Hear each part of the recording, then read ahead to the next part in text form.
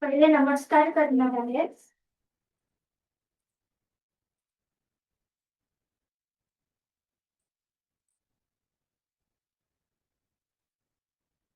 शम करघंटा रडो रे शम करघंटा रडो रे मस्त परसन द्रसो हे मस्त परसन द्रसो हे आंगणमो भस्मरा ह आंगणमो भस्मरा गणपती गणसं गडो हे मनसी कर्णसं गडो रेशम करभं रडो रेशम करभं रडो रे धनकी मा लसा रे धनकी मा लसा रेशी शब्दं गणा लसा रेशी शब्दं गणा लसा रेशम हर्षक ग्रथी नाने द्रशम हर्षक ग्रथी नाने द्रसाक्षी जयना जडो देसाक्षी जयना जडो देशम करभं ना जडो देशम करभं ना जडो देशम करभं ना जडो. फारच सुंदर नित्या. आणि तू सुरुवातीला म्हणून दाखवल्यामुळे मला वाटतं सगळ्यांना कळलं पण असेल की कुठल्या पद्धतीने स्तुती आहे ही शंकर बाप्पाची. त्याचं वर्णन केलंय बरोबर. त्यातलं काय काय काय काय वर्णन केलंय थोडक्यात. म्हणजे मला तर एवढं कळलं की 3 नेत्र असलेला, त्याच्यानंतर जटाधारी, त्याच्यानंतर ज्याच्या जटेमधनं गंगा वाहतीये असा, ज्यांनी मस्तकावरती चंद्र धारण केलाय, बरोबर की नाही, असं, आणि ज्यांनी अंगाला पूर्णपणे भस्म फासलेलं आहे असा वैरागी असा जो जटाधारी शंकर बाप्पा आहे त्याची स्तुती होती, बरोबर ना. आणि अजून काही मिस केलं का मी त्याच्यात? अरे वा, व्हेरी नाईस. खूपच सुंदर सादरीकरण. आणि असंच छान छान प्रेझेंटेशन करत जा, येत जा केंद्रात. Very nice. चलो, तर इतकं सुंदर आता हे नृत्यानंतर आपण आता पुढच्या सत्राकडे जाऊयात. आणि आरुष, जसं मी चुकून पहिल्यांदा म्हटलं तसंच Aarush is here today in our Balkishor Kendra. Let me add him to spotlight. And yes, he is going to do a presentation. Right, Arush? Yes. So if you can introduce and let us know what you're going to do. नमस्कार, माझं नाव आहे Aarush. I live in Mysore. I study in Excel Public School.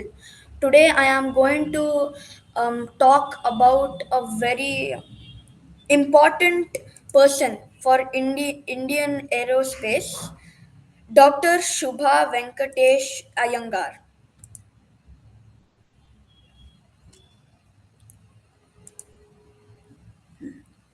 Today, I am very happy to speak about Dr. Shubha Venkatesh Iyengar. दिसतंय आहे का? Yes. Arush, your presentation voice excellent. Okay, all clear. Yeah. Today, I am very happy to speak about Dr. Shubha Venkatesh Iyengar, one of India's inspiring scientists who has made our skies safer and nation stronger. Dr. Shubha was born in Bengaluru, Karnataka. From a young age, she loved science and was always curious about how things worked. She studied physics and secured first in both her bachelor's and master's degrees. Her hard work and passion for learning inspired her to become a scientist. She spent more than 40 years working in CSIR, National Aerospace Laboratories, one of India's most premier aerospace research organizations. During her career, she worked on important technologies that improved both defense and civil aviation. One of her greatest achievements is the invention Drishti. Imagining trying to drive a car in very thick fog. It would be difficult, right? Imagine flying a huge passenger aircraft in such weather. it is much more dangerous and difficult.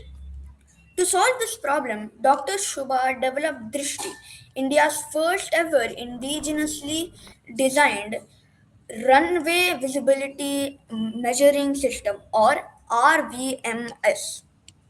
This system accurately measures how far a pilot can see on the runway during fog, heavy rain, or dust. It sends real time information to air traffic controls and pilots so that the aircraft can land safely. Before Drishti, India depended on expensive imported systems. Because of Dr. Shubha's innovation, has India has its own India has its own dependent and reliable cost-effective technology. Today, this system is installed on major airports and Indian Air Force bases across the country, helping thousands of flights land safely every year. Dr. Shubha also contributed to important defense and missile related programs. The knowledge and technology developed through defense research later helped improve aviation safety for ordinary citizens. This shows how scientific research can benefit both national and security and everyday life. For her outstanding contribution to science and engineering, the Government of India honored her with the Padma Shri in 2026. The Padma Shri is one of India's highest civilian awards and recognizes people who have made exceptional contributions to the nation. What I admire most about Dr. Shubha is that she never looked for fame. She quietly worked for many years, solving real problems that save lives every single day. Every time an aircraft lands safely in dense fog, her work is helping pilots and passengers. Her life teaches us many valuable lessons. Some are be curious and never stop learning. Work hard and believe in yourself. Use science to solve real world problems. Serve your country through knowledge and innovation. Success comes only from dedication and perseverance. As students, we can learn from her that even a small idea, if developed with determination, can make a big difference to millions of lives. I would like to end with one of my favorite thoughts. Science is not only about making discoveries, it is about making life safer, better, and brighter for everyone. Dr. Shubha Venkatesh Iyengar has truly done exactly that for India. Thank you. Have a wonderful day.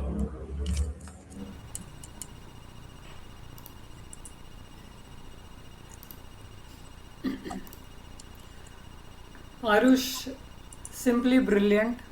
I think you have inspired so many of us to actually study some of the biographies or lives and works of some of these great men and women. I think they really have made a big difference to India. Thank you. So Thank you. खूप छान खूप छान. असंच करत जा presentation. आणि am pretty sure आज जे सगळे केंद्र ऐकतायत किंवा रेकॉर्डिंग ऐकतील त्यांना पण तू इन्स्पायर केलेस की असं त्यांनी Thank you, पण thank छान you. छान अभ्यास करावा. Thank you. Yes, very nice. Science तुला आवडतं का पण? Oh, You enjoy science, yes. Yes. Great. So I'm pretty sure we are going to see your name somewhere like this in the future. For thank sure. you. Thank you. Okay. Brilliant. So guys, let's move to the next session. आता हे अजून एक interesting session असणार आहे आणि त्यासाठी आपल्याकडे आज आभा जॉईन झाली आहे. तर आपण आभाला स्पॉटलाईटमध्ये घेऊयात. मी तर तिला आता क्विज मास्टरच म्हणतो, कारण तिला सगळ्यांना प्रश्नामध्ये अडकवायला फार आवडतं. हो की नाही आभा?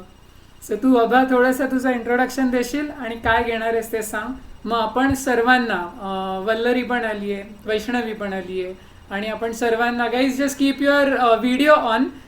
It's a quiz session. So let me then add you okay to the spotlight. So Aabha सांग तुझ्याबद्दल थोडंसं. माझं नाव आभा चिन्मय कुलकर्णी आहे. आज मी एक छोटी क्विज घेणार आहे. त्याच्यामध्ये सगळे जनरल नॉलेजचे क्वेश्चन्स आहेत आणि मी SNDP बावधनमध्ये शिकते 5th standard C division. Okay great.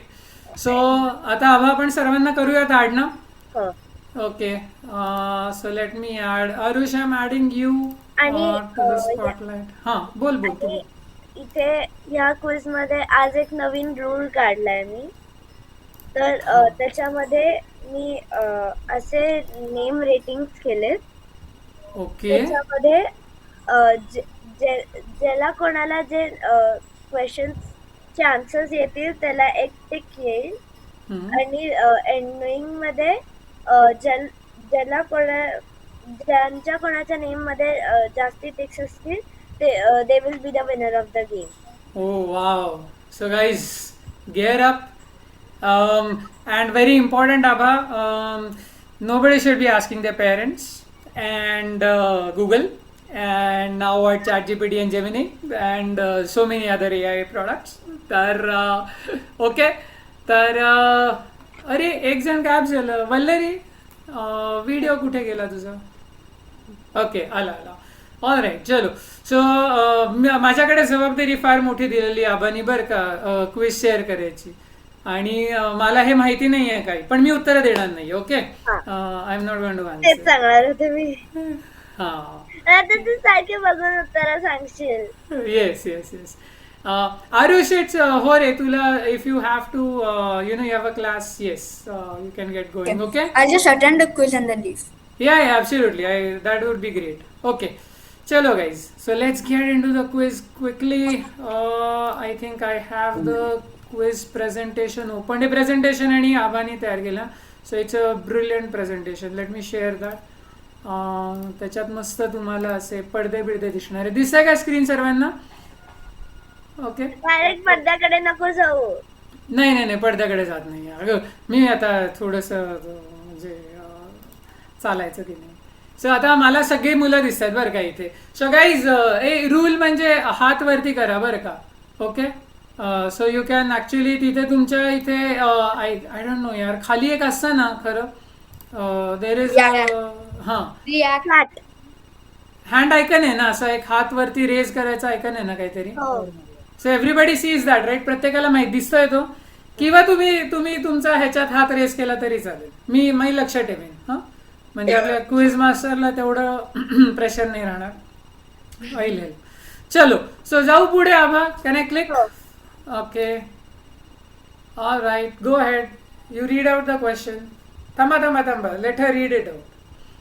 Which is the largest country by area? Okay, we have got Shravya who has raised her hand. Oh my god, is that answer right? Let's see. आबा पुढे उत्तर आहे ना ग त्याचं? हो. Okay. Oh yes, clap for Shravya. Brilliant. आणि काय size आहे वगैरे श्राव्या तुला माहिती आहे रशियाचा? म्हणजे how big is it compared to India किंवा US? 3/4 of India. 3/4? मग तर छोटी झाली का? India is 3/4? India is 3/4 of Russia. अरे पण नाही मोठ्या असायला पाहिजे जास्त ना. US I thought is 3 times the size of India if I am not wrong. म्हणजे माझं काय फास्ट जॉग्राफी आय नाही डोंट आहे. रिमेंबर क्लिअरली कारण Okay. थर्ड मध्ये लँडमास कम्पॅरिझन्सचा चॅप्टर होता पण मला आता नीट आठवत नाहीये. बापरे मला कालचं आठवत नसतं. तुला थर्ड मधलं वगैरे एवढं आठवतंय. ऑल राईट चलो next question. Okay we have got quite a few questions to cover. Yes read out. थांबा गाईज. आय सॉ यू पण let her read out the question. Okay. Which country is famous for the Eiffel Tower? Okay नाव थोडंसं ना इथे tie झाली. If I look at the you know the videos I think Aarush by a split second raised his hand earlier compared to Shravya. Then we got Vallari. तर आपण आरुषकडे जाऊयात पहिले. तर आरुष तुला अनम्यूट व्हायला लागेल. France, which is Paris. ओ आभा तुझ्या ॲनिमेशन मध्ये ते ऑटोमॅटिकली जाते बरं का पुढे टायमर सेट करून. नको. हा मी काही नाही केलं ते त्याचं गेलंय. Okay yes you got it right Aarush. Fantastic. All right so we got 1 tick against Aarush. All right come on the quiz is like heating up here guys. Let's go to the next one. Aabha जाऊ पुढच्या प्रश्नाला. हो. Okay चलो थांबा थांबा let her read out. हा Which country has invented pizza? Okay, I think this one we may have to go to Vallari. Given after the question, she's the first one to put her hand up. I know before the question, two of you did it, but थोडं rules. पण वल्लरी कडे जाऊयात आपण. Okay yes Vallari. Italy. Italy. Naples. Italy. Italy Maples का Naples.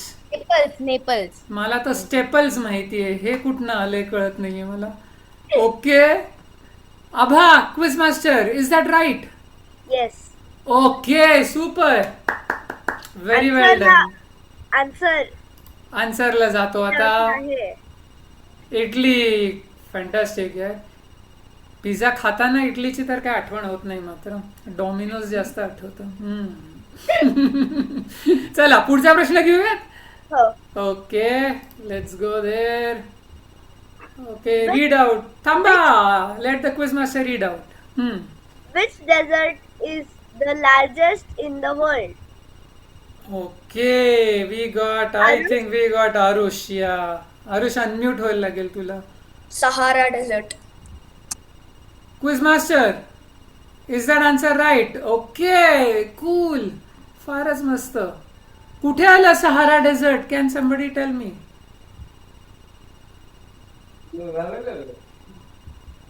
कुठे. हा कोणी Vallari. UAE. हा UAE. आफ्रिकाच्या इथे कुठे. आफ्रिका. नाही UAE. UAE middle east. United Arab Arab Emirates middle east मध्ये म्हणजे.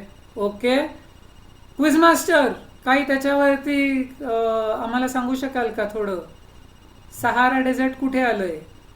नाही आता काही नाही. आले पृथ्वीवर तर नक्की आलेलं आहे. Okay yes. तर मला वाटतं आफ्रिकेचं जे आहे अगेन जॉग्रफी प्लीज म्हणजे I very worst at it right. पण बहुतेक किलाहारी नावाचं आहे त्या ठिकाणी. आणि हे मिडल ईस्ट सहारा तो जो भाग सगळा मधला कव्हर करतो वाळवंटाचा तिथे येतो. आफ्रिकामधून आहे. आफ्रिकामधून आहे. पण ते सगळं कनेक्टेड आहे का बघा. हो. Yes, so I think that is where it is. So a lot of wars for what lies within the Sahara, unfortunately. Next क्वेश्चनला जातोस. Yes, quiz master. Here we go. Oh, Sahara Desert. Okay. All right. Let her read it out, please. Go ahead. Which Indian leader gave the slogan Jai Hind? Come on, guys. You got this. Nitya. Okay, we got Vallari. Go ahead, Vallari. Bhagat Singh. No, that is not right. Yes, Nitya. आवाज नाही. Sam Bahadur. Sam Bahadur Manekshaw नाही. Quiz master. Okay we got Aarush. Aarush. Afzal Guru. Afzal गुरु जय हिंद कुठनं घेऊन आले आरुष. हे ऐकून सुद्धा धक्के बसतील आता लोकांना. हे अफजल गुरु कोण आहेत आणि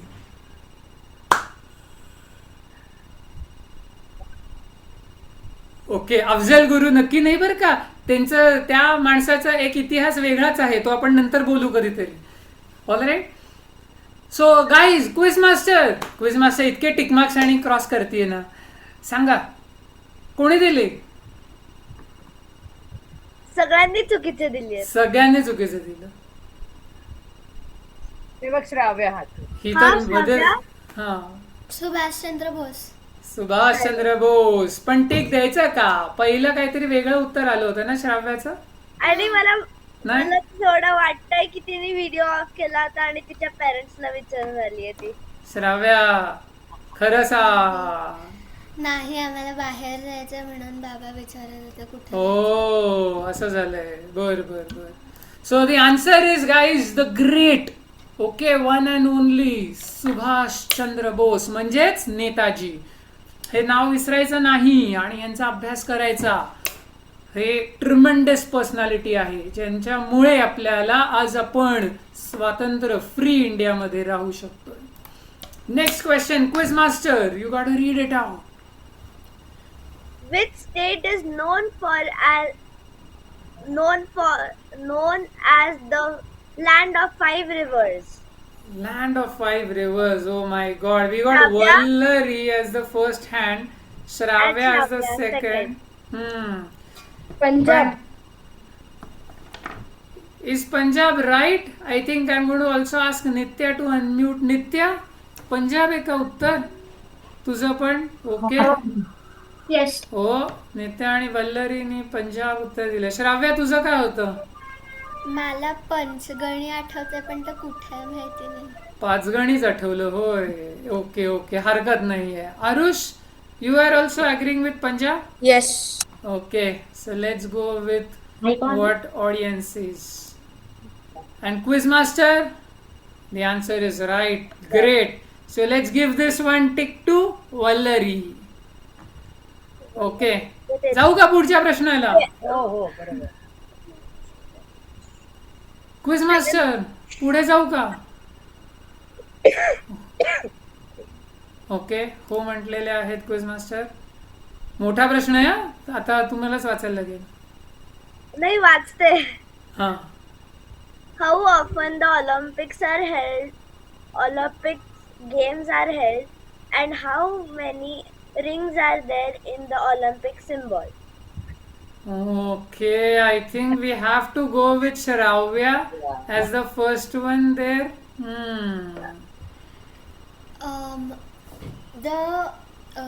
I think Olympic Games are held every 4 years आणि there are 5 rings and each color of the ring represents at least one of the participating countries because the countries have at least one color in their flag.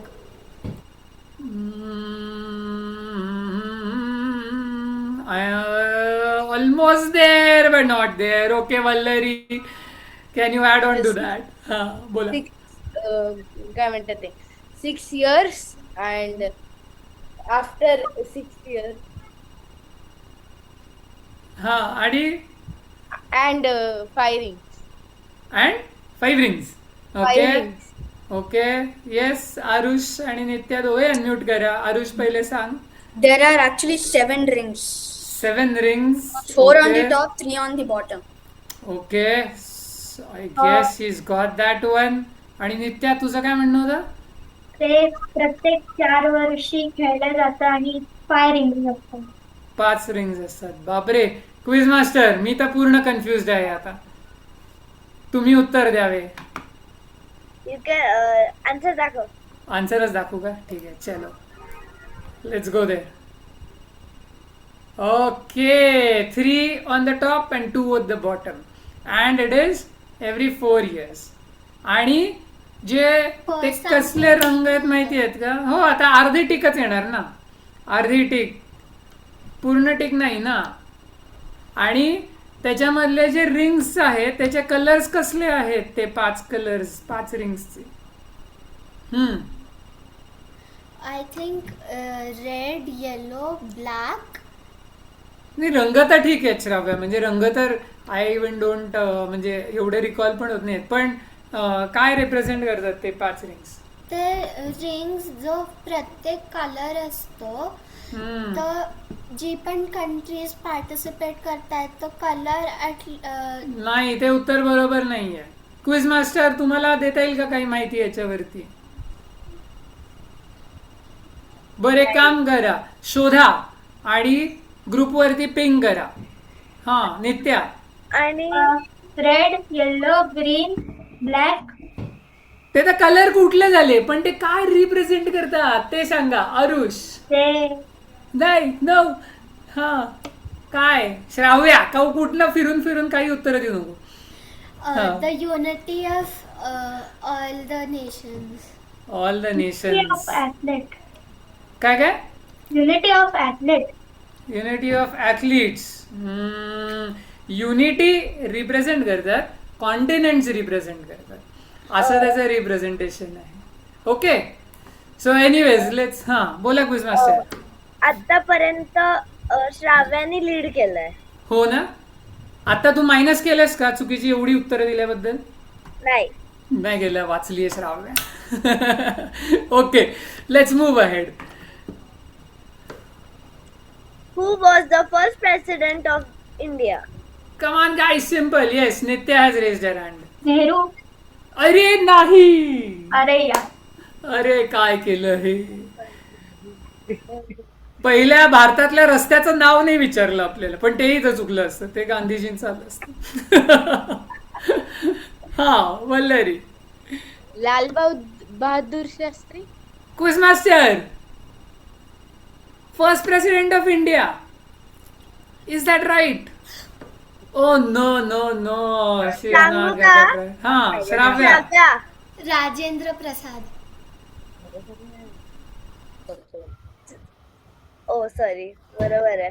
Oh, okay. Shravya's got that.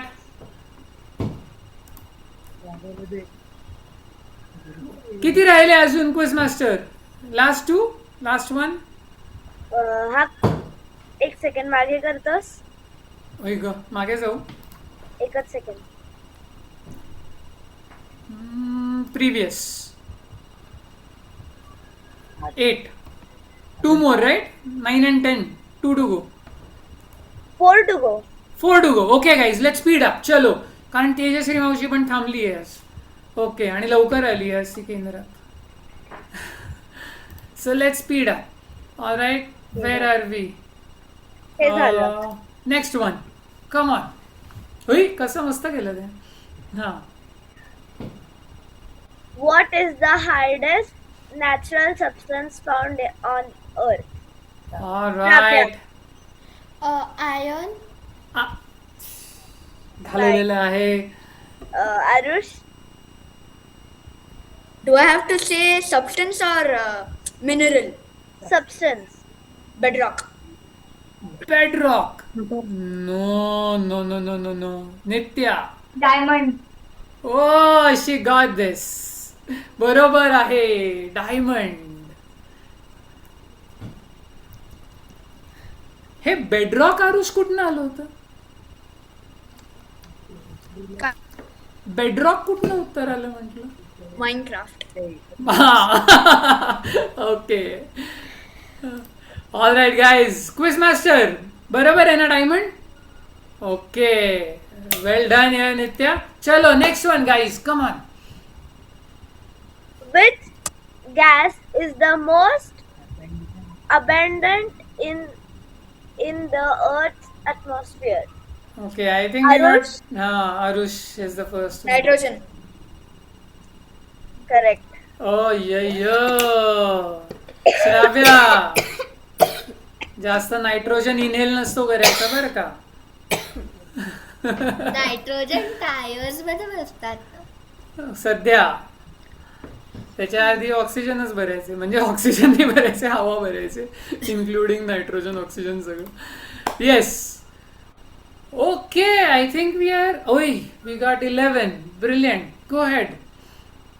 Who is widely known as the father of the Indian space program? Yes, I think Vallari raised her hand first. Shravya APJ तू. अब्दुल कलाम. अरे नाही just. Vikram Sarabhai. ए थांबा, हात वरती करून. आता श्राव्याला कडे जायला गेला. Vikram Sarabhai. Quiz master. Correct. Vikram Sarabhai. Okay, she gives it. Nitya तेच उत्तर होतं का? अरे वा. आणि Aarush, was that the same answer? माझं नंबी नारायण होतं. नंबी नारायण होता. Another great man. पण नाही येते. That's not the right answer. The right answer, quiz master says, is doctor Vikram Sarabhai. All right. Quiz master, last question. Yes. Guys come on, brace for it. हा खूप सोपा question आहे, आपण आधीच कळलंय. Who is known as the flying Sikh of India? नाही कळलेलं. Aarush. Milkha Singh. Oh, that's right. Okay. So, quiz master, read out the results. I'm going to stop sharing here. Answer is Milkha Singh. एकच minute. हरकत नाहीये, मॅथमॅटिक्स सगळ्यांनाच आवडतं असं नाहीये. आपण शेअरिंग स्टॉप करूयात. अर्धच मोजा बर का.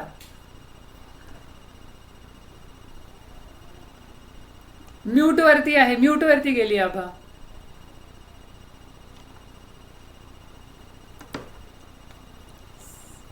Aarush, bye bye.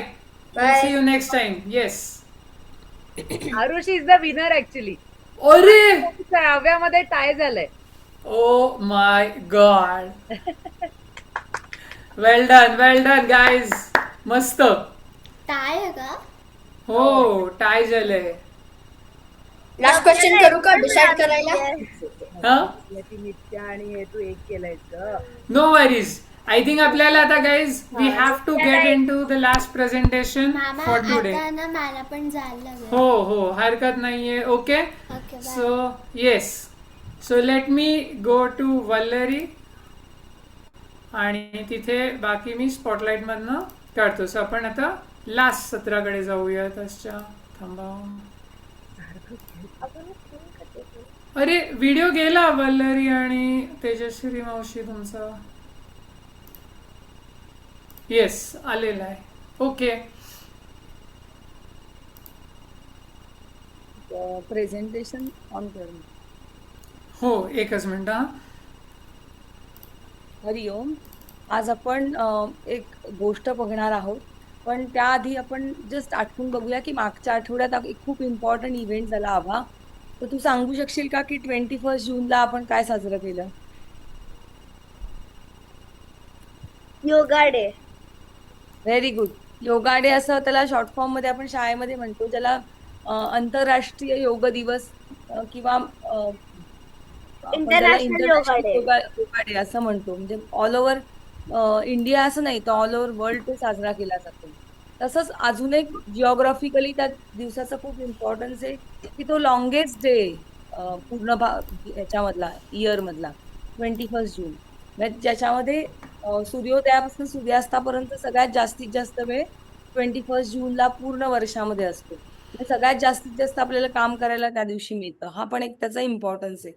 तसंच अजून एक गोष्ट 21 जूनला इम्पॉर्टंट घडली, तर ती म्हणजे डॉक्टर केशव बैराम हेडगेवार यांच्या पुण्यतिथीचा दिवस आहे. तर ते कोण होते आणि ते कसे वेगळे होते त्यांच्या वयाच्या इतर मुलांपेक्षा, हे आपण अगदी थोडक्यात बघणार आहोत.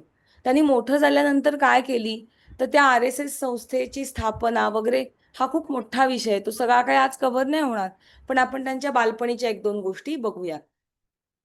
तर डॉक्टर केशव बैराम हेडगेवार हे यांचा जन्म नागपूरमध्ये 1 एप्रिलला झाला होता.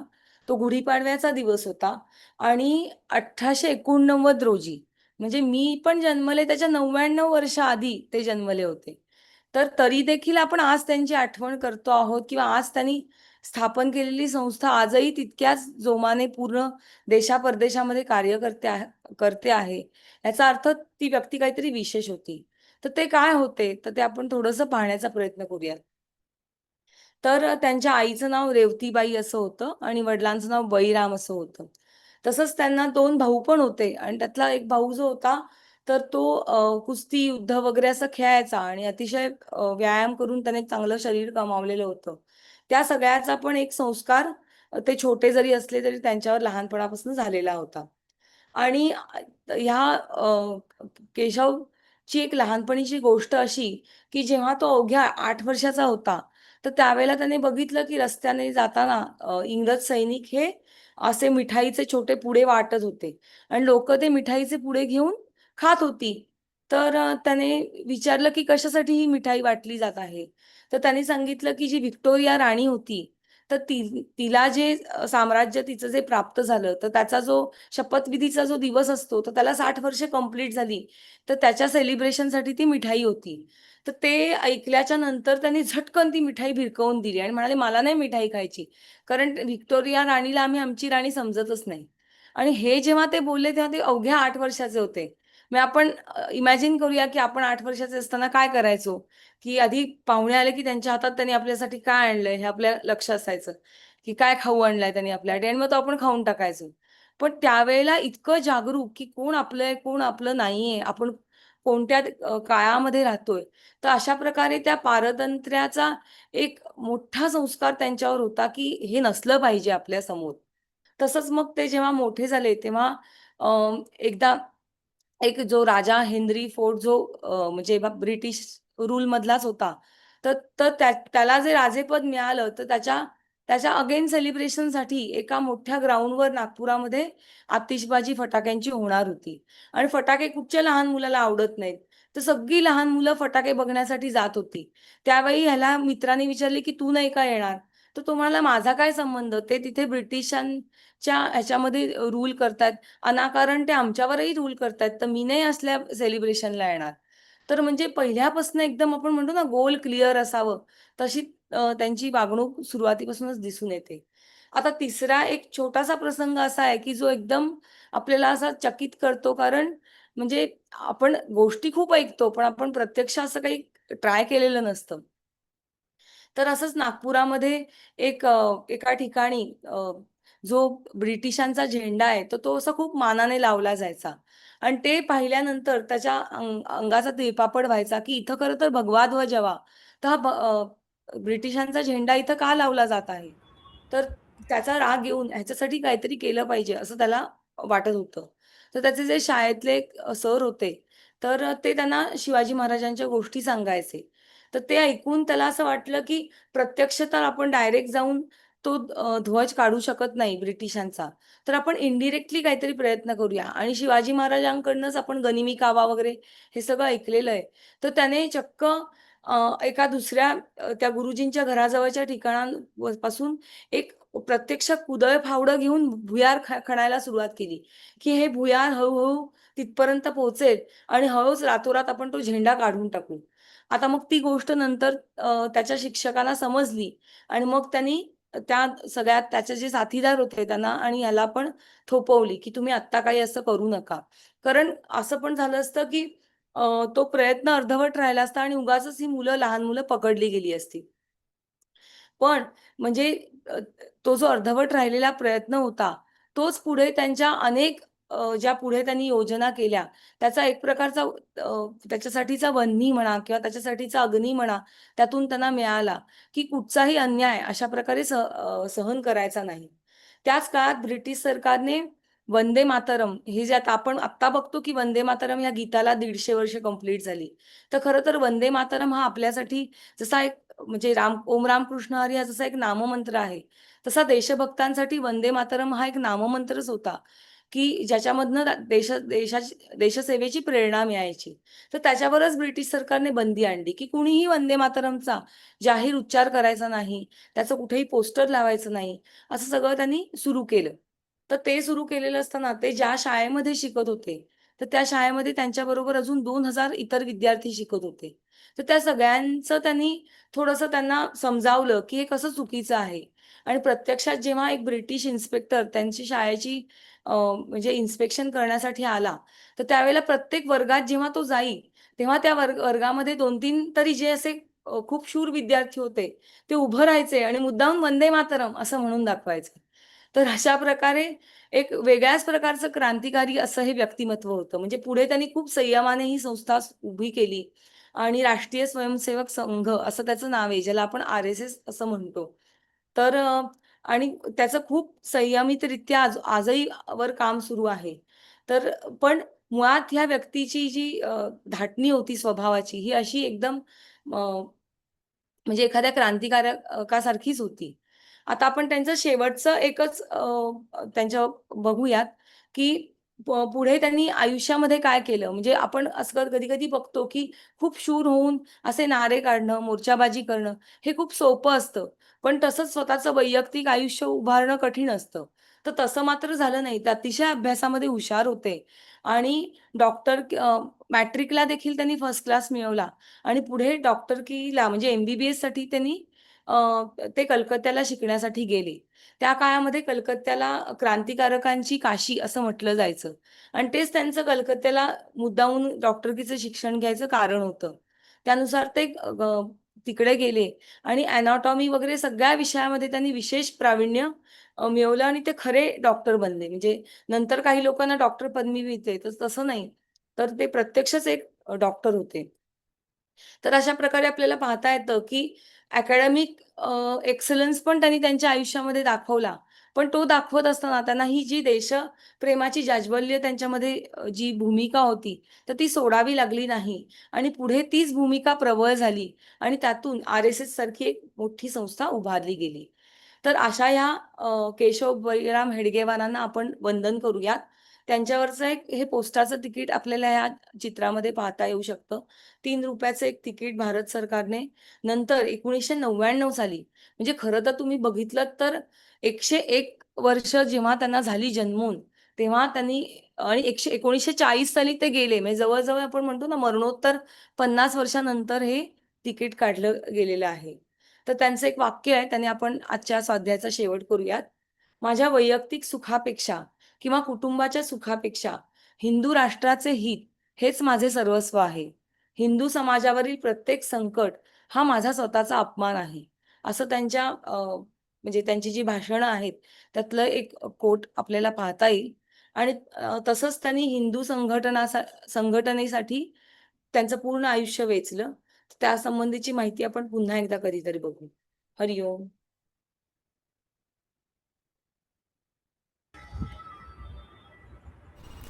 तेजश्री मावशी खूपच छान. आणि खरं तर यांचा म्हणजे डॉक्टरांच्या जीवनाचा अभ्यास हा अधिक करायलाच पाहिजे. एक सुंदर डॉक्युमेंटरी त्याच्यावरती आली आहे. ती मला वाटतं संघाला 100 वर्ष झाली त्या निमित्ताने ती मी विसरलो OTT प्लॅटफॉर्मवरती आली आहे, पण ती अगदी बघण्यासारखी आहे. आणि निश्चितच म्हणजे थोडं लहान मुलांपर्यंत पण हे आणलं पाहिजे, कारण हे कुठेच नाही आहे आणि ह्याच्यावरती राजकारण अतिशय विचित्र प्रकारचं करून ठेवण्यात आलेलं आहे. पण फार सुंदर तू घेतलंस हे आज म्हणजे त्यांचा थोडासा जीवनाचा स्पर्श सर्वांना झाला तर नक्कीच एक राष्ट्रकार्य प्रत्येकाकडनं घडू शकतं. खूप छान. चालेल. तर मित्रांनो, अशा ह्यानी आपण केंद्राच्या शेवटच्या भागाकडे म्हणजे सांगता करूयात. सांगतेच्या आधी माझ्याकडे छोटंसं निवेदन म्हणण्यापेक्षा असेच छान छान स्वाध्याय केंद्रात करत जा. सर्वांनी सहभागी व्हा. खूप काहीतरी आपल्याला अभ्यास करून यायचं आहे असं नाही आहे, पण थोडासा अभ्यास नक्की छान पद्धतीने करू शकतो आणि केंद्रात आपण मजा करू शकतो. तर ज्यांना कोणाला सहभागी व्हायचं आहे त्यांनी पूर्वा मावशी, रसिका मावशी, आता तेजश्री मावशी आहे, मला कोणालाही तुम्ही सांगू शकता. इथे नंबर्स आहेत, कॉन्टॅक्ट करू शकता. दुसरा आणि चौथा शनिवार आपलं युजली केंद्र असतं. एखाद्या वेळेस आपण ॲडजस्ट करतो जर काही सुट्टी किंवा असं काही आलं असेल विशेष तर त्याला धरून. आणि आपली एक वेबसाईट आहे, तर तुमचे सगळे जे प्रेझेंटेशन्स आहेत ते ॲक्च्युअली वेबसाईटवरती पण अवेलेबल असतात. ती पण मी कधीतरी ग्रुपवरती पाठवत जाईन, तर त्याच्यावरती पण नक्की तुम्ही प्रेझेंटेशन्स बघा, मित्रमैत्रिणींना पण दाखवू शकता. आणि त्याच्यावरती छान छान गोष्टी पण वेगवेगळ्या आहेत. असं जसं क्विज पण त्याच्यावरती येईल काही दिवसांनी. तर आता आपण केंद्राची सांगता करूयात. सर्वांनी हात जोडावेत आणि आपण केंद्राच्या सांगतेच्या 2 प्रार्थना म्हणूयात. सदा सर्वदा योग तुझा घडावा, तुझे कारणी देह माझा पडावा. उपेक्षू नको गुणवंता अनंता, रघुनायका मागणे हेची आता. उपासनेला दृढ चालवावे, भूदेव संतांसी सदा नमावे. सत्कर्म योगे वय घालवावे, सर्वामुखी मंगल बोलवावे. जय जय रघुवीर समर्थ. श्रीराम. मी शेअरिंग थांबवतो आणि लाईव्ह स्ट्रीमिंग थांबवतो. सांगतो 1 मिनिट मला द्या.